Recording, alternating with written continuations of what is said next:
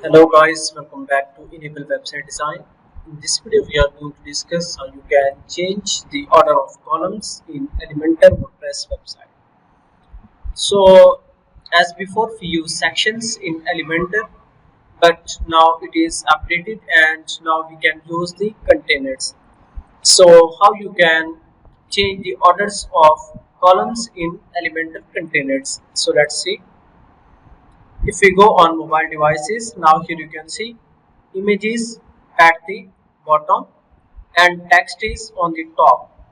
So if we go in advanced tab, then in responsive, here you can see now we don't have features to reverse columns on mobile devices. So we can go here, layout, then here you can find out order. So you can go and simply you can